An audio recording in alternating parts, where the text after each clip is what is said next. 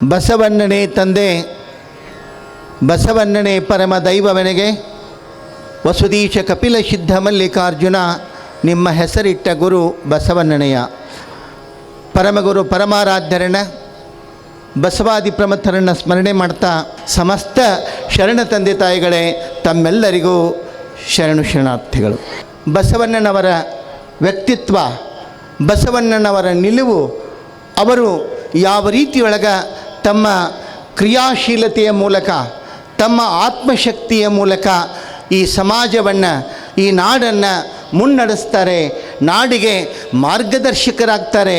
ಅಷ್ಟೇ ಅಲ್ಲ, ಹೊಸದಾದಂಥ ಒಂದು ವ್ಯವಸ್ಥೆಯನ್ನು ಹುಟ್ಟು ಹಾಕೋ ಮೂಲಕ ದಿಕ್ಕು ತಪ್ಪಿದ ಸಮಾಜಕ್ಕೆ, ದಿಕ್ಕು ತಪ್ಪಿದ ಜನಕ್ಕೆ, ನೋಡ್ರಿ ಎಂಥ ಸಂದಿಗ್ಧ ಪರಿಸ್ಥಿತಿ ಒಂದೊಂದು ಸಲ ಬರ್ತಾವೆ ಅಂತಂತಂದರೆ, ನಾವು ಎಲ್ಲೋ ಹೋಗ್ತಿರ್ತೀವಿ, ಕತ್ತಲದೊಳಗೆ ಒಮ್ಮಿಂದೊಮ್ಮಿಗೆ ಕರೆಂಟ್ ಕೈ ಕೊಡ್ತದೆ, ಕೈಯಾಗಿರೋ ಬೆಳಕು ಸಹಿತ ಇಲ್ಲದಂಗೆ ಆಗ್ತದೆ.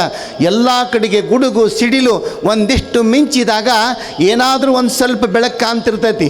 ಅಂಥ ಸಂದರ್ಭದೊಳಗೆ ಎಲ್ಲವೂ ಭಾಳ ಭಯಾನಕ, ಏನು ನಾವು ಎಲ್ಲಿದ್ದೀವೋ ಅನ್ನೋದು ನಮಗೆ ಗೊತ್ತಾಗ್ತಿರೋದಿಲ್ಲ. ಅಂಥ ಹೊತ್ತಿನೊಳಗೆ ಎಲ್ಲೋ ಒಂದು ಸಣ್ಣ ಬೆಳಕು ಬಂದರೆ ಎಷ್ಟೋ ನಮಗೆ ಖುಷಿಯಾಗಿರ್ತದೆ. ದಿಕ್ಕು ತಪ್ಪಿದಂಥ ಸಂದರ್ಭದೊಳಗೆ ಒಂದಿಷ್ಟು ಬೆಳಕೇ ನಮಗೆ ಭಾಳ ದೊಡ್ಡ ಆಸರಲ್ಲ. ಆದರೆ ನೆನಪಿಟ್ಕೋಬೇಕು, 12ನೇ ಶತಮಾನದೊಳಗೆ ಭಾಳಷ್ಟು ಗೊಂದಲದೊಳಗೆ, ಭಾಳಷ್ಟು ಅವ್ಯವಸ್ಥೆಯೊಳಗೆ ದಿಕ್ಕು ತಪ್ಪಿದಂಥ ನಾಡಿಗೆ, ದಿಕ್ಕು ತಪ್ಪಿದಂಥ ನಾಡಿಗರಿಗೆ, ದಿಕ್ಕು ತಪ್ಪಿದಂಥ ಸಮಾಜಕ್ಕೆ ಒಂದು ನಿಜವಾದ ದಿಕ್ಕನ್ನು, ದಾರಿಯನ್ನು, ಬೆಳಕನ್ನು ತೋರಿಸಿದ ಮಹಾನುಭಾವ ಬಸವಣ್ಣ, ವಿಶ್ವಗುರು ಅಪ್ಪ ಬಸವಣ್ಣ ಅಂತಕ್ಕಂಥದ್ದು.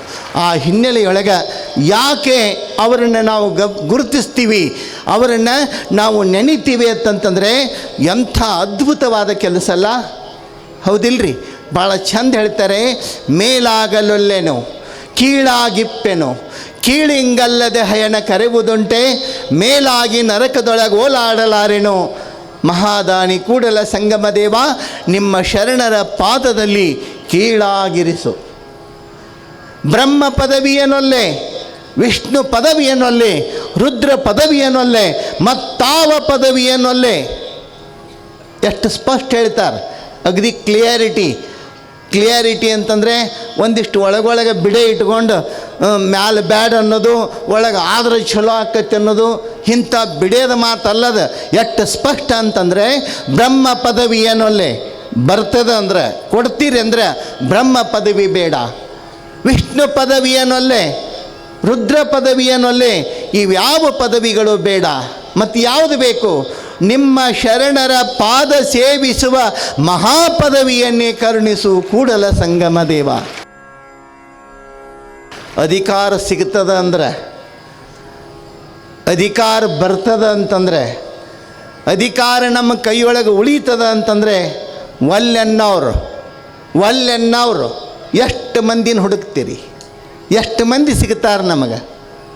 ನಾವೊಮ್ಮೆ ಹಿಂಗೆ ಕೇಳಿ, ಎಷ್ಟು ಮಂದಿ ಸಿಗ್ಬೋದು ಒಲ್ಲೆನ್ನವರು ತಂದಾಗ ಒಬ್ಬ ಎದ್ದು ನಿಂತು ಹೇಳಿದ, ಅಜ್ಜರ ಮಧ್ಯಾಹ್ನ ಮಧ್ಯಾಹ್ನದಾಗ 2 ಗಂಟೆ ಬಿಸಿಲಾಗ ಚಲೋ ದೊಡ್ಡ ಬ್ಯಾಟ್ರಿ ತೊಗೊಂಡು ಹುಡುಕ್ಯಾಡ್ರು, ಒಬ್ಬರೂ ಸಿಗೋದಿಲ್ರಿ ಅಂತ ಹೇಳಿದ. ಒಬ್ಬರೂ ಸಿಗೋದಿಲ್ಲ.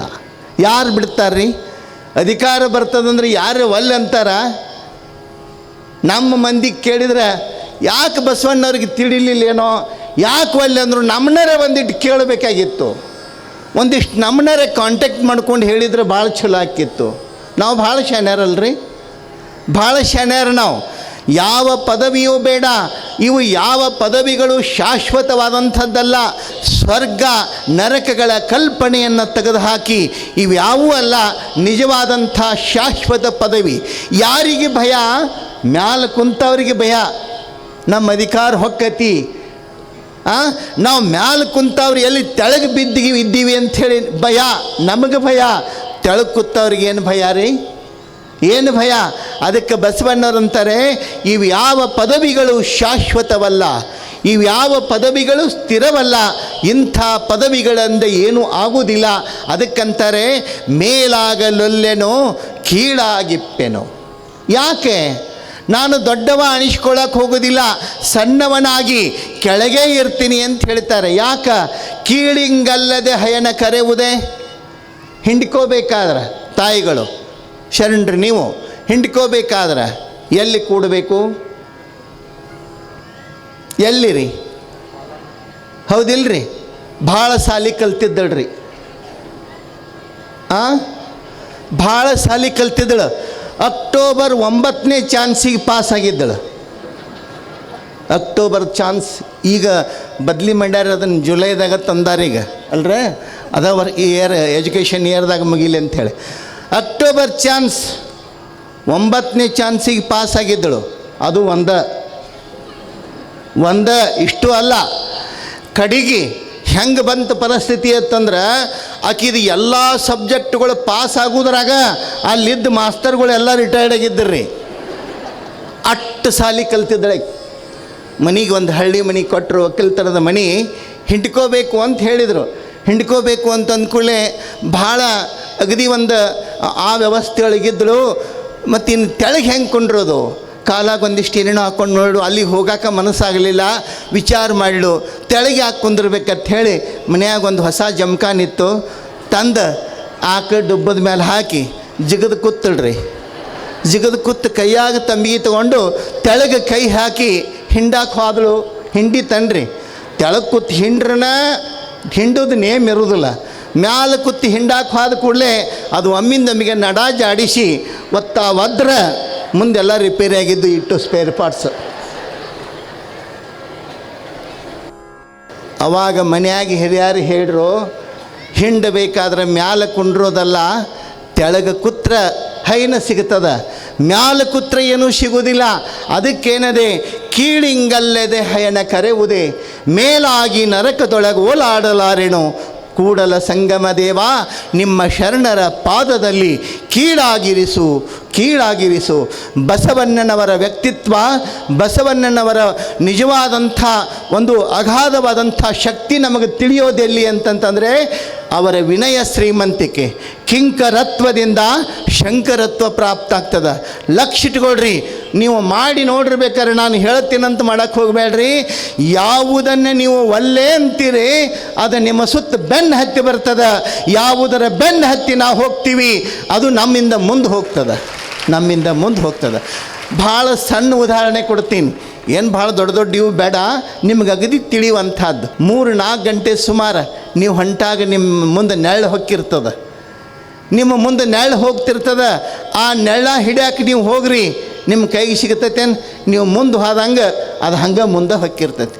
ಬ್ಯಾಡ ಹೋಗಿ ಅಂದು ಹೊಳ್ಳಿ ಈ ಕಡೆ ಹೋಗ್ರಿ, ನಿಮ್ಮ ಬೆನ್ನು ಹತ್ತಿ ಬರ್ತೈತಿಲ್ರಿ?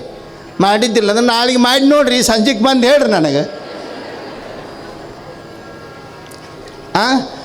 ನೆರಳನ್ನು ನಾವು ಹಿಡಿಯೋದಕ್ಕೆ ಹೋದರೆ ನಮ್ಮಿಂದ ಮುಂದೆ ಹೋಗ್ತದೆ. ನಾವು ಅದಕ್ಕೆ ಬೆನ್ನು ಮಾಡಿ ಹೋದರೆ ಅದೇ ನೆರಳು ಬರ್ತದೆ ನಮ್ಮ ಬೆನ್ನ ಹಿಂದೆ. ಅದಕ್ಕೆ ಯಾವುದಕ್ಕೆ ಬಯಸ್ತೀವಿ, ಯಾವುದಕ್ಕೆ ಹಂಬಲಿಸ್ತೀವಿ ಅದು ನಮ್ಮ ಕೈಗೆ ಸಿಗೋದಿಲ್ಲ. ನೆನಪಿಟ್ಕೋಬೇಕು, ಬೇಕನ್ನತಕ್ಕಂಥ ಬಯಕೆಯಿಂದ ಆ ವಸ್ತು ನಮಗೆ ಸಿಗಲಿಲ್ಲ ಅಂತಂದರೆ ಸಿಟ್ಟು ಬರ್ತದೆ, ಮತ್ಸರ ಬರ್ತದೆ.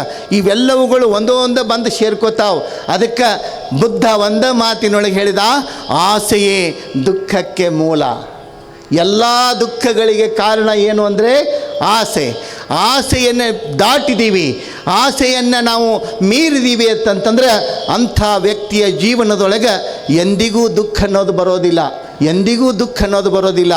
ನೆನಪಿಟ್ಕೊಳ್ರಿ, ಇದ್ದದ್ರೊಳಗೆ ಏನೇ ಇರಲಿ, ಇದ್ದದ್ದನ್ನು ಸಂತೋಷದಿಂದ ಹರಿದು ಹಂಚಿಕೊಂಡು ಊಟ ಮಾಡ್ತಿದ್ದೀವಿ, ನಕ್ಕೋತ ಉಣ್ತೀವಿ ಅಂತಂತಂದ್ರೆ ಅದು ಎಷ್ಟು ಚಂದ ಇರ್ತದೆ ಅಂತಂದರೆ ಬಹುಶಃ ನಾವು ಅದನ್ನು ಊಹೆ ಸಹಿತ ಮಾಡೋದಕ್ಕಾಗೋದಿಲ್ಲ. ಆದರೆ ನಾವು ಆ ವಸ್ತು ಇರಲಿ, ಅದು ಬೇಕು ಇದು ಬೇಕು ಅಂತ ನಾವು ಬಯಸಿದರೆ ನಾವು ಹೆಂಗೆ ಕೊಟ್ಕೋತ ಹೊಕ್ಕೀವಿ, ಹಂಗೆ ಬೇಕಾಕೋತ ಹೊಕ್ಕಾವ.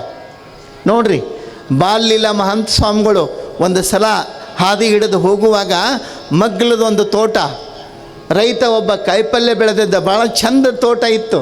ಆ ತೋಟದೊಳಗೆ ಅಗದಿ ಸುಂದರ ಬದ್ನಿಕಾಯಿ, ನೋಡಿದರೆ ಸಾಕು ಆ ಬದ್ನಿಕಾಯಿ ಉಣ್ಣಬೇಕು ಅಂತ ಆಸೆ ಆಗಬೇಕು. ಅಷ್ಟು ಚಲೋ ಬದನೆಕಾಯಿಗಳು ಸುರಿದಿದ್ದು ತೋಟದ ತುಂಬ. ಎಲ್ಲಿ ನೋಡ್ತೀರಿ ನೋಡ್ರಿ, ಅಷ್ಟು ಚಂದ. ಯಾಕೋ ಅವ್ರ ಮನಸ್ಸಿಗೆ ಸ್ವಲ್ಪ ಆಸೆ ಆಯ್ತು, ಬದ್ನಿಕಾಯಿ ಒಂದೆರಡು ತೊಗೊಂಡು ಉಣ್ಬೇಕಲ್ಲ ಅಂಥೇಳಿ. ಅದು ತೋಟ ಯಾರ್ದೋ ಗೊತ್ತಿಲ್ಲ, ಯಾರನ್ನ ಕೇಳಬೇಕೋ ಗೊತ್ತಿಲ್ಲ. ನೋಡಿದರು ಸುತ್ತು ಕಡೆಗೆ ಯಾರು ಇರಲಿಲ್ಲ. ಇದ್ರೆ ಅವ್ರಿಗೆ ಹೇಳಿ ತಗೊಳ್ಳೋಣ ಅಂತ ನೋಡಿದರು, ಯಾರೂ ಇರಲಿಲ್ಲ. ಕೊನೆಗೆ ಯಾಕೋ ಮನಸ್ಸನಿಸ್ತು. ಅಲ್ಲೇ ಒಬ್ಬ ಹೊಂಟವನಿಗೆ ಹೇಳಿದರು, ನೋಡಪ್ಪ ಒಂದೆರಡು ಬದ್ನಿಕಾಯಿ ಕೊಡಬೇಕು. 2 ಬದ್ನಿಕಾಯಿ ಅಂದ್ಕೂಲೆ ಅಷ್ಟೊತ್ತಿಗಾಗಲೇ ಅಲ್ಲಿ ಬಂದರು. 2 ಯಾಕ್ರಿ, ನಿಮಗೆ ಎಷ್ಟು ಬೇಕು ಅಷ್ಟು ತಗೋರಿ ಅಂತಂತಂದರು. ಅವ್ರು ಬಯಸಿದ್ದು 2 ಬದನೆಕಾಯಿ, ಆದರೆ ಹೆಚ್ಚಿಗೆ ಒಂದು 4-6 ಬದ್ನಿಕಾಯಿಗಳನ್ನ ಕೊಟ್ಟರು. ತೊಗೊಂಡು ಬಂದು ಅಡುಗೆ ಮಾಡೋಕ್ಕೆ ಹೇಳಿದರು. ಬದ್ನಿಕಾಯಿ ಪಲ್ಯ ಮಾಡೋಕ್ಕೆ ಹೇಳಿದರು. ಆದರೆ ಒಂದೇನೋ ಅದಕ್ಕೆ ಇದು ಹಿಂಗೆ ತಂದೆ ಬೇಕನಿಸ್ತು, ತಂದೆ ಉಂಡ್ರೆ ಹೆಂಗೆ, ಅದಕ್ಕೆ ಅಡುಗೆ ಮಾಡುವಾಗ ಹೇಳ್ರಂತ ಅದಕ್ಕೆ 10 ಪಟ್ಟು ಉಪ್ಪು ಹಾಕಬೇಕು. 1 ಚಮಚೆ ಹಾಕಬೇಕಾಗಿದ್ದರೆ 10 ಚಮಚೆ ಹಾಕಬೇಕು. 10 ಚಮಚೆ ಉಪ್ಪು ಹಾಕಿ ಆ ಬದನೆಕಾಯಿ ಪಲ್ಯ ರೆಡಿ ಆಯಿತು. ತಮ್ಮ ಪ್ರಸಾದ ಬಟ್ಟಲದೊಳಗೆ ನೀಡಿಕೊಂಡ್ರಂತ. ಒಂದೀಟು ಉಪ್ಪು ಹೆಚ್ಚಾದ್ರೆ ಏನಾಕೈತ್ರಿ? ಒಂದೀಟು ಉಪ್ಪು ಹೆಚ್ಚಾದ್ರೆ ಏನಾಗ್ತದ? ತಾಟ ಹಾರಾಡ್ತಾವೆ ಮನ್ಯಾಗ ತಾಟ. ಏನು ಪಲ್ಯ ಏನಿದೆ? ಯಾವ ತಿಂತಾನೆ? ದನ ತಿನ್ನಂಗಿಲ್ಲ, ಅವು ತಿಂತಾನ್ರಿ. ಆಮೇಲೆ ಅವು ತಿಂತಾನೆ. ಒಂದಿಷ್ಟು ಮೊಸರಿಗೆ ಹಾಕಿ, ದನ ತಿನ್ನಂಗಿಲ್ಲ, ಅವು ತಿಂತಾನೆ ಅಲ್ಲ. ಅಂಥದ್ರೊಳಗೆ ಒಂದೀಟು ಸ್ವಲ್ಪ ಫರಕಾದರೆ 7-11 ಆಗಿರ್ತದೆ. ಅಷ್ಟು ಉಪ್ಪು ಹಾಕಿದಾಗ ಏನಾಗಿರಬಾರ್ದು, ಒಂದು ತುತ್ತನ್ನು ಬಾಯಿಗಿಡುವಾಗ ಏಕ್ದಮ್ ಅವರಿಗೆ ಭಾಳ ಅನಿಸ್ತು. ಅವಾಗ ಹೇಳಿದ್ರಂತ ಬಾಲ್ಯಲ ಮಹಾಂತ ಸ್ವಾಮಿಗಳು, ಲಕ್ಷ್ಯ ಕೊಡ್ರಿ. ಯಾರಿಗೆ ಹೇಳಿದ್ರು? ಅಡುಗೆ ಮಾಡಿದವ್ರಿಗೆಲ್ಲ ಮನುಷ್ಯಗೆ ಹೇಳಿದ್ರತ್ತ, ತಿನ್ನಂದ್ರು. ತಿನ್ನು ಅಣ್ಣವರು ಒಂದು ತುತ್ತು ಬಾಯಾಗ ಹಾಕೋದು, ಬೇಡಿದ್ದಿಲ್ಲೋ ತಿನ್ನನ್ನೋದು, ಮತ್ತೊಂದು ಹೋಳು ತಿನ್ನೋದು. ಬಾಯಿಗೆ ಇಡಾಕಾಗಲಾರದಂಥ ಆ ಬದನೆಕಾಯಿಯನ್ನು ಸಂಪೂರ್ಣ ಪ್ರಸಾದ ಸ್ವೀಕಾರ ಮಾಡಿ ಹೇಳಿದ್ರತ್ತ, ಇನ್ನೊಮ್ಮೆ ಬದನೆಕಾಯಿ ಬೇಕಾ ನಿನಗ ಅಂತ ಕೇಳ್ತಿದ್ರತ್ತ. ನೋಡ್ರಿ, ತಮಗೆ ತಾವೇ ಅದರ ಅರ್ಥ ನಾವು ಬಯಸಿದಂಗೆ ಕೊಟ್ಕೋತ ಹೋದಿವಿ ಅಂತಂತಂದ್ರೆ ಏನೇನೋ ಬಯಸ್ತದ, ಏನೇನೋ ಕೇಳ್ತದ. ಆ ಕಾರಣಕ್ಕೆ ಇಲ್ಲಿ ಆಸೆಯ ಬೆನ್ನು ಹತ್ತಿ ಹೋಗುವಂಥದ್ದಲ್ಲ. ಬಸವಣ್ಣನವರು ದೊಡ್ಡ ಸ್ಥಿಕೆಯನ್ನು ಅಧಿಕಾರಕ್ಕಾಗಿ ಇನ್ನೊಂದಕ್ಕಾಗಿ ಹಂಬಲಿಸಿ ಹೋದವರಲ್ಲ. ನೀವು ಕೇಳ್ಕೋತ ಬಂದಿರಿ ಚರಿತ್ರೆಯೊಳಗೆ. ಏನು ಬಯಸಿದ್ರು ಅವರು? ಬಿಜ್ಜಲನ ಪ್ರಧಾನಿ ಹುದ್ದೆ ಬಯಸಿದ್ರ? ಗಂಗಾಂಬಿಕೆಯನ್ನು ಮದುವೆ ಆಗಬೇಕು ಅಂತ ಬಯಸಿದ್ರ? ನೀಲಾಂಬಿಕೆಯನ್ನು ಮದುವೆ ಆಗಬೇಕು ಅಂತ ಕೇಳಿದ್ರ? ಏನು ಬಯಸಿದ್ರು? ಯಾವುದನ್ನು ಬಯಸಿದ್ದಿಲ್ಲ. ಬಸವಣ್ಣನವರಿಗೆ ನಾನು ಅಂದ್ಕೊಳ್ತೀನಿ, ಬಸವಣ್ಣನವರಿಗೆ ಅಷ್ಟೆಲ್ಲವೂ ಯಾಕೆ ಪ್ರಾಪ್ತಿ ಆಯಿತು ಅಂತಂತಂದರೆ ಅವರ ಮನಸ್ಸಿನೊಳಗೆ ಆಸೆಯ ವಾಸನೆ ಒಂದಿಷ್ಟು ಸುಳಿಲಿಲ್ಲ. ಆ ಕಾರಣಕ್ಕೆ ಅವೆಲ್ಲವೂ ಅವರಿಗೆ ತಾನಾಗಿಯೇ ಒಲಿದು ಬಂದು.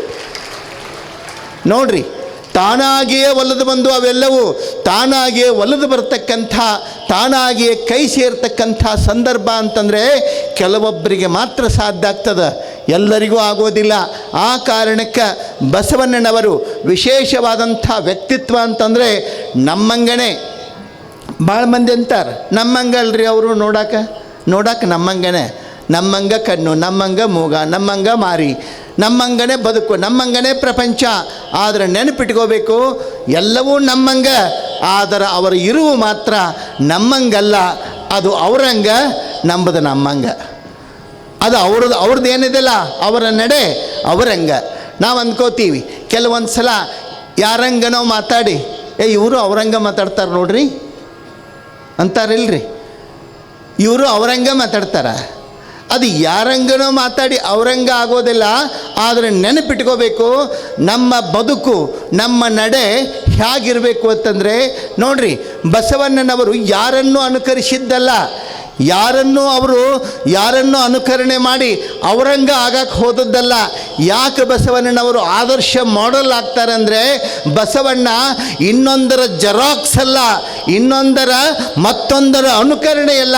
ಬಸವಣ್ಣನವರ ಬದುಕು ಸ್ವತಂತ್ರ ಬದುಕು, ಸ್ವತಂತ್ರ ಚಿಂತನೆ, ಸ್ವತಂತ್ರ ವ್ಯಕ್ತಿತ್ವ, ಅದು ಸ್ವತಂತ್ರ ಮೂರ್ತಿ ಬಸವಣ್ಣ. ಅದಕ್ಕೆ ಇನ್ನೊಂದು ಹೋಲಿಕೆ ಇಲ್ಲ ಅನ್ನತಕ್ಕಂಥ ಮಾತನ್ನು ನಾವು ಗಮನಿಸಬೇಕು. ಆ ಹಿನ್ನೆಲೆಯೊಳಗೆ ಬಸವಣ್ಣನವರ ನಿಲುವು, ಅವರ ವಿಚಾರ ಅದ್ಭುತವಾದಂಥದ್ದು. ಎಲ್ಲವನ್ನ ಯಾವುದನ್ನು ತನ್ನ ತಲೆಯ ಮೇಲೆ ತೆಗೆದುಕೊಳ್ಳಾರ್ದೇನೆ, ತನ್ನ ತಲೆಯ ಒಳಗಡೆ ತೆಗೆದುಕೊಳ್ಳಾರ್ದೇನೆ ಅದನ್ನು ಇರುವಂಥ ರೀತಿಯೊಳಗೆ ನೋಡ್ರಿ. ಬರೇ ನಾನು ಹೇಳಿದ್ದೇನಲ್ಲ, ವಚನಗಳನ್ನು ಬರೆಯೋದು ಹೇಳೋದು ಅಲ್ಲ, ವಚನಗಳ ಮೊದಲು ನಡೆದು ಆ ನಡೆಯನ್ನು ತಮ್ಮ ಬರಹದ ಮೂಲಕ ವಿಚಾರದ ಮೂಲಕ ಹಂಚಿಕೊಳ್ತಕ್ಕಂಥ ವ್ಯವಸ್ಥೆ ಏನದಲ್ಲ, ಇದು ಬಹಳ ದೊಡ್ಡದು. ಧರ್ಮವನ್ನು ನೋಡ್ರಿ, ಜಾತೀಯತೆ ಕುರಿತು, ಜಾತೀಯತೆಯನ್ನು ಕುರಿತು ಬಹುಶಃ ಭಾಳಷ್ಟು ಜನ ಕೆಲವರು ಬೇರೆ ಬೇರೆ ಕಾರಣಕ್ಕೆ ಬಸವಣ್ಣನವರ ಹೆಸರನ್ನು ಕಲಬುರಗಿ ವಿಶ್ವವಿದ್ಯಾಲಯಕ್ಕೆ ಇಡಬೇಕು ಅಂತಂದಾಗ ಏನೇನೋ ಕಾರಣಕ್ಕೆ ಅವರ ಹೆಸರನ್ನು ಇಡಬಾರ್ದು ಅಂತ ಕೆಲವು ಜನ ಅದನ್ನು ವಿರೋಧಿಸ್ತಕ್ಕಂಥದ್ದನ್ನು ಕಂಡ್ವಿ ನಾವು. ಇವತ್ತಿಗೂ ನಾನು ಹೇಳೋಕ್ಕೆ ಇಷ್ಟಪಡ್ತೇನೆ, ಬಸವಣ್ಣನವರನ್ನು ವಿರೋಧಿಸುವವರು ಅಜ್ಞಾನಿಗಳು. ಬಸವಣ್ಣನವರ ನಿಜವಾದ ವ್ಯಕ್ತಿತ್ವವನ್ನು ಯಾರು ತಿಳ್ಕೊತಾರಲ್ಲ, ನಾನು ಕೇಳಿದರೆ ಯಾವುದೋ ಒಂದು ವಿಶ್ವವಿದ್ಯಾಲಯಕ್ಕೆ ಇಡಬೇಕು, ಇನ್ನೊಂದೆಲ್ಲೋ ವಿಮಾನ ನಿಲ್ದಾಣಕ್ಕೆ ಇಡಬೇಕು, ಎಲ್ಲೋ ರೈಲ್ವೆ ಸ್ಟೇಷನ್ಗೆ ಇಡಬೇಕು, ಇಂಥ ವಿಚಾರಗಳನ್ನು ಕೇಳ್ತೀವಿ ನಾವು. ನನ್ನ ವೈಯಕ್ತಿಕ ಅಭಿಪ್ರಾಯ, ಯಾರು ಒಪ್ತಾರೋ ಬಿಡ್ತಾರೋ ನನಗೆ ಗೊತ್ತಿಲ್ಲ, ಆದರೆ ಬಸವಣ್ಣನನ್ನು ಅರ್ಥೈಸಿಕೊಂಡ ಹಿನ್ನೆಲೆಯೊಳಗೆ ನಾವು ಚಿಂತನೆ ಮಾಡುವುದಾದರೆ ವಿಶ್ವವಿದ್ಯಾಲಯಕ್ಕಂತ ಬೇಡ, ರೈಲ್ವೆ ಸ್ಟೇಷನ್ಕ್ಕಂತ ಬೇಡ, ರೇಡಿಯೋ ಸ್ಟೇಷನ್ಗೂ ಅಂತ ಬೇಡ, ಬಸವಣ್ಣನವರ ಹೆಸರನ್ನು ಅದು ಹೆಂಗಿಡಬೇಕು ಅಂತಂತಂದರೆ ಯಾವುದೋ ಒಂದು ವಿಶ್ವವಿದ್ಯಾಲಯಕ್ಕಲ್ಲ, ಅದು ಹೇಗಿರಬೇಕು ಅಂತಂದರೆ ಕರ್ನಾಟಕಕ್ಕೆ ಬಸವಣ್ಣನ ಹೆಸರು ಇಟ್ಟುಬಿಡೋದು. ಕರ್ನಾಟಕಕ್ಕೆ, ಬೇರೆ ಅದಕ್ಕೆ ಇದಕ್ಕೆ ಒಂದೊಂದು ಪಾರ್ಟ್ ಬೇಡಿವು. ಯಾಕೆ? ಇದು ಕನ್ನಡದ ನಾಡು, ಬಸವನ ನಾಡು. ನೋಡ್ರಿ, ಭಾಳ ಮಂದಿ ಕೇಳ್ತಾರೆ, ಏನು ವಿಶೇಷ? ಕನ್ನಡದ ನೀರು, ಕನ್ನಡದ ನೆಲ, ಕನ್ನಡದ ಗಾಳಿ, ಕನ್ನಡದ ಚಿಂತನೆ ಅಂತ ಹೇಳುವಂಥ ವ್ಯವಸ್ಥೆಯೊಳಗೆ ಕನ್ನಡಕ್ಕೆ ದೊಡ್ಡ ಉಸಿರಾಗಿ ಬಂದಂಥವರು ಬಸವಣ್ಣನವರು. ಅವರು ಬಸವಾದಿ ಶಿವಶರಣವರು ದುಡಿದ್ರು ಅಂತ ಹೇಳಿ ಇವತ್ತು ಕನ್ನಡ ಉಳಿದದ. ಇರಲಿಲ್ಲ ಅಂದರೆ ಕನ್ನಡ ಹೇಳೋದಕ್ಕೆ ಹೆಸರಿಲ್ಲಾದಂಗೆ ಹೊಕ್ಕಿತ್ತು. ಆ ಕಾರಣಕ್ಕೆ ಕನ್ನಡದ ನೀರಿನಲ್ಲಿ ಬಸವಣ್ಣ, ಕನ್ನಡದ ಗಾಳಿಯಲ್ಲಿ ಬಸವಣ್ಣ, ಕನ್ನಡದ ಆಲೋಚನೆಯಲ್ಲಿ ಬಸವಣ್ಣ, ಕನ್ನಡದ ಉಸಿರಿನಲ್ಲಿ ಬಸವಣ್ಣ. ಆ ಕಾರಣಕ್ಕೆ ಕರ್ನಾಟಕಕ್ಕೆ ಬಸವ ಕರ್ನಾಟಕ ಅನ್ನೋ ನಾಮಕರಣ ಆದರೆ, ಬಸವಣ್ಣನ ನಾಡು ಅಂಥೇಳಿ ನಾಮಕರಣ ಆಗೋದಾದರೆ, ಉದಯವಾಗಲಿ ನಮ್ಮ ಚೆಲುವ ಕನ್ನಡ ನಾಡು ಅಂತ ಹಾಡಿದರು ಹುಯಿಲಿಗಳು ನಾರಾಯಣರಾಯರು. ಉದಯವಾಗಲಿ ನಮ್ಮ ಚೆಲುವ ಕನ್ನಡ ನಾಡು. ಒಪ್ತೀನಿ ನಾನು, ಅದು ತಪ್ಪಂತಲ್ಲ. ಬದಲಾದ ದಿವಸಕ್ಕೆ ನಾವು ನೀವೆಲ್ಲ ಹೃದಯ ತುಂಬಿ ಹಾರೈಸೋಣ. ಉದಯವಾಗಲಿ ನಮ್ಮ ಬಸವನಾಡು ಅನ್ನತಕ್ಕಂಥ ಹಿನ್ನೆಲೆಯೊಳಗೆ ನಾವು ನೀವೆಲ್ಲ ಅಂಥ ಒಂದು ಚಿಂತನೆಗಾಗಿ ಹಂಬಲಿಸೋಣ ಅನ್ನತಕ್ಕಂಥ ಮಾತನ್ನು ಈ ಸಂದರ್ಭದೊಳಗೆ ಹೇಳ್ತಾ, ವಚನಗಳು ಎಷ್ಟು ಅದ್ಭುತ. ಬಳಸ್ಕೊಳ್ಳೋರು ಹೆಂಗೆಂಗೋ ಬಳಸ್ಕೋತಾರೋ, ಹೆಂಗೆಂಗೋ ತಿಳ್ಕೊತಾರೋ ಆ ಪ್ರಶ್ನೆ ಬೇರೆ. ಏನಾಯಿತು ಹೇಳ್ತೀನಿ ನಿಮಗೆ. ಸಂದರ್ಭ ಬಂತಂತ ಮತ್ತೊಮ್ಮೆ. ಏನದು, ಬಸ್ಸಿನಾಗ ಎಲ್ಲರೂ ಹೊಂಟಿರ್ತಾರೆ. ಎಲ್ಲರೂ ಹೋಗುವ ಹೊತ್ತಿನೊಳಗೆ ಬಸ್ ಭಾಳ ಫುಲ್ಲಿತ್ತು, ಭಾಳ ತುಂಬಿತ್ತು ಬಸ್ಸು. ಅಂಥದ್ರೊಳಗೆ ಒಂದೂ ಸೀಟ್ ಖಾಲಿ ಇರಲಿಲ್ಲ. ಅದರಾಗ ಒಬ್ಬ ಹತ್ತಿದ ಬಸ್ಸಿನಾಗ ನೋಡಿದ, ಎಲ್ಲರೂ ಕೂತಾರು, ಒಬ್ಬ ನಿಂತಿದ್ದ. ನಿಂತಂಥ ಸಂದರ್ಭದೊಳಗೆ ಎಲ್ಲ ಕಡೆ ನೋಡಿದ, ಕಂಡಕ್ಟರ್ನ ಮಗ್ಲ ಅಲ್ಲಿ ನೋಡಿದ, ಒಂದು 3 ಸೀಟ್ ಇರ್ತಾವೆ ನೋಡ್ರಿ, ಒಂದಿಟ್ಟು ಸರೀರಿ ಅತ್ತು 5-6 ಮಂದಿನ ಕೇಳಿದ, ಯಾರೂ ಕೇರೆ ಮಾಡಲಿಲ್ಲ. ಅವನ ಹೋಗೋಗಿ ನಾವು ರೊಕ್ಕ ಕೊಟ್ಟು ಬಂದೀವಿ ಹೋಗತ್ತಂತಂದು ಯಾರೂ ದಾದ ಮಾಡಲಿಲ್ಲ. ಕಡಿಗೆಂದ, ಏನಿದು ಬಸವಣ್ಣನ ನಾಡು, ಶರಣರ ನಾಡು. ಬಸವಣ್ಣನವರು ಹೇಳಿದರು, ದಯವಿಲ್ಲದ ಧರ್ಮವಾವುದಯ್ಯ ಅಂಥೇಳಿ. ಅಂಥ ದಯೆಯನ್ನು ಹೇಳುವಂಥ ನಾಡಿನೊಳಗೆ ನೀವೆಲ್ಲರೂ ಕೂತು ನಾನು ಒಬ್ಬನ ನಿಲ್ಲಿಸ್ತೀರಂದ್ರೆ ಬಸವಣ್ಣನ ಮನಸ್ಸಿಗೆ ಎಷ್ಟು ನೋವಾಗಂಗಿಲ್ಲ ನೋಡ್ರಿ. ಕೇಳಿದವು, ಬಸವಣ್ಣವ್ರ ಮನಸ್ಸಿಗೆ ಎಷ್ಟು ನೋವಾಗಂಗಿಲ್ಲ. ಭಾಳ ಮಾತಾಡಕತ್ತಾವ. ಅವ ಅಂದ, ಇನ್ನೇನು ಅವ್ನು ಕೂಡ ಇದನ್ನು ಮಾಡ್ಕೊತ ಕುಂಡ್ರದು ಅಂತ ಹೇಳಿ ಅವ್ನು ಮುಂದೆ ಇಳ್ಯಾವಿದ್ದ. ತಮ್ಮ ಬಾರೋ, ಇಲ್ಲ ಇಳ್ಯಾಮದೀನಿ ಕುಂದ್ರ ಬಾ. ಈಗ ಬಸವಣ್ಣಗೆ ಸಂತೋಷ ಆಯ್ತು ನೋಡ್ರಿ. ಇವನಿಗೆ ಶೀಡ್ ಸಿಕ್ತಂದ್ರೆ ಬಸವಣ್ಣಗೆ ಸಂತೋಷ ಆಯ್ತು. ಬಸವಣ್ಣಗೆ ಸಂತೋಷ ಆಯ್ತು ಅಂತಂದ. ಆಯಿತು, ಬಸ್ ಅವ ಇಳಿದ. ಬಸ್ ಮುಂದಿನ ಸ್ಟಾಪಿಗೆ ಇಳಿದು ಅವ್ನು ಹೋದ. ಬಸ್ ಮುಂದೆ ಹೋತು. ಅಲ್ಲಿ ಆ ಸ್ಟಾಪಿಗೆ ಇನ್ನೊಬ್ಬಕಿ ತುಂಬು ಗರ್ಭಿಣಿ ಹೆಣ್ಮಗಳು ಬಸ್ ಹತ್ತಿಕೊಂಡಳು. ಬಸ್ ಹತ್ತಿಕೊಂಡು ಅವಾಗ ಹಾಕಿದ್ದು ನಿಂತ ಹೋಗಬೇಕು. ಯಾರು ನೋಡೋರಿಲ್ಲ, ಹೇಳೋರಿಲ್ಲ, ಕೇಳೋರಿಲ್ಲ. ಒಬ್ಬರೇ ಬಾ ಕುಂದ್ರ ಬಾ. ರಾತ್ರಿ ಹೊತ್ತು ಯಾರು ಕುಂದ್ರಸವ್ರಿ? ರಾತ್ರಿ ಹೊತ್ತಿನೊಳಗೆ ಸೀಟ್ ಸಿಕ್ಕರೆ ಅದು ಬಂಗಾರ ಸಿಕ್ಕಂಗೆ. ರಾತ್ರಿ ಹೊತ್ತು ನೋಡ್ರಿ, ಪ್ರವಾಸ ಮಾಡುವ ಹೊತ್ತಿನೊಳಗೆ ನಿಂತು ಹೋಗೋ ಸಂದರ್ಭ ಬಂದಿತ್ತಂದ್ರೆ ಸೀಟ್ ಅಲ್ಲಿ ಬಸ್ಸಿನಾಗ ಸಿಕ್ತಂದ್ರೆ ಅದು ಖರೇ ಮುಖ್ಯಮಂತ್ರಿ ಸೀಟ್ಗಿಂತ ದೊಡ್ಡ ಸೀಟ್ರಿ ಅದ. ಇರ್ಲಿಕ್ಕಂದ್ರೆ ನಿಂತ್ಕೊಂಡು ಜೊತೆ ಆಡ್ಕೊಂತ ಹೋಗ್ಬೇಕಲ್ಲ, ಯಾರು ಹೋಗಕ್ಕೆ ಸಾಧ್ಯ ಐತಿ? ಅಂಥದ್ರೊಳಗೆ ಅವನು ಅಲ್ಲಿ ವಿಚಾರ ಮಾಡಿ ಹೇಳಿದತ್ತ ಎಲ್ಲರೂ ಕೂತಿದ್ರು. ಕೂತಂಥ ಹೊತ್ತಿನೊಳಗೆ ಆ ಹೆಣ್ಮಗಳು ಹೇಳ್ತಾಳೆ, ನನಗೆ ತ್ರಾಸದ, ಯಾರೇ ಕರುಣೆ ತೋರಿಸ್ರಿ. ಯಾರೂ ಕರುಣೆ ತೋರಿಸಲಿಲ್ಲ, ಸುಮ್ಮನೆ ಕುಂತು ಬಿಟ್ಟಿದ್ರು ಎಲ್ಲರೂ. ಅವಾಗ ಒಬ್ಬೇನಂದ, ಅಜ್ಜ ಹಿಂದೊಬ್ಬ ಕೂತಿದ್ದ, ಈಗ ಯಾರೋ ಬಸವಣ್ಣ ದಯವಿಲ್ಲದ ಧರ್ಮ ಅನ್ನಕತ್ತಿದ್ದ, ಅವಂಗ ಹೇಳಪ್ಪ ಒಂದಿಟ ಏನ್ರಿ ದಯ ಇದ್ರೆ ಏನ್ರಿ ಮಾಡಿ ಒಂದಿಟ್ಟು ದೊಡ್ಡ ಮನಸ್ಸು ಮಾಡಿ ಸೀಟ್ ಬಿಟ್ಟು ಕೊಡೋನು ಅಂತ ಹೇಳಿದ ಒಬ್ಬ ಅಜ್ಜ. ಅವಾಗ ಯಾರೋ ಅಂದರು, ಹೇಳೋತ್ತಮ್ಮ ನೀನೇ ಒಂದಿಟ್ಟು ಬಸವಣ್ಣ ದಯವಿಲ್ಲದ ಏನೇನೋ ಅಂದು ಹೇಳೋತ್ತಂದ್ರ. ಅವಾಗ ಅವ ಹೇಳಿದ, ಇನ್ನೊಂದು ವಚನ ಹೇಳ್ಯಾರ ಶರಣರು ಅಂದವು, ಏನು? ಪರಚಿಂತೆ ನಮಗೆ ಕಯ್ಯ, ನಮ್ಮ ಚಿಂತೆ ನಮಗೆ ಸಾಲದೆ. ನೋಡ್ರಿ, ಶೀಟ್ ಸಿಗುತ್ತಕ ದಯವಿಲ್ಲದ ಧರ್ಮವಾವುದಯ್ಯ, ಶೀಟ್ ಸಿಕ್ಕ ಮೇಲೆ ಪರಚಿಂತೆ ನಮಗೆ ಕಯ್ಯ. ಅಂದ್ರೆ ವಚನಗಳನ್ನು ನಮ್ಮ ಅನುಕೂಲಕ್ಕೆ ತಕ್ಕಂಗೆ ನಮಗೆ ಹೆಂಗೆ ಆಗಬೇಕು ಹಂಗೆ ನಮ್ಮ ಸಲುವಾಗಿಯೇ ಬಳಸ್ಕೊಳ್ಳೋ ರೀತಿಯೊಳಗೆ ಆಗಬಾರ್ದು. ನೆನಪಿಟ್ಕೊಳ್ರಿ, ಧರ್ಮವನ್ನು, ತತ್ವವನ್ನು, ವಿಚಾರಗಳನ್ನು ಅನುಕೂಲ ಸಿಂಧುವಾಗಿ ಎಂದು ಬಳಕೆ ಆಗಬಾರ್ದು. ಯಾವಾಗಲೂ ಧರ್ಮ ತತ್ವ ಆಚರಣೆಗೆ ಬದ್ಧವಾಗಿ ಬಳಕೆಯಾಗಬೇಕು. ಅಂಥ ಧರ್ಮ ತತ್ವಗಳು ಉಳಿತಾವೆ.